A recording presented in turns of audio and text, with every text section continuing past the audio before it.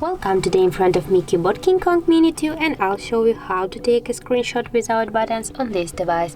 So first you should go to the notification bar right here, and here you will see the screenshot icon. Just to take a screenshot, tap once on the icon, and as can you see, we got here the screenshot.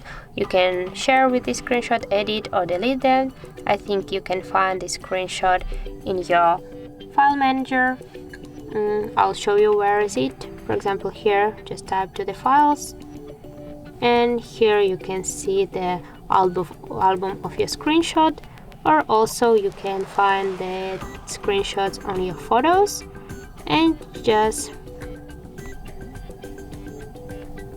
go back here to your photos, scroll down a little bit, or just go here to the library, and here you got the same folder with your screenshot. So that's it. If you found this video helpful, leave like, comment and subscribe our channel.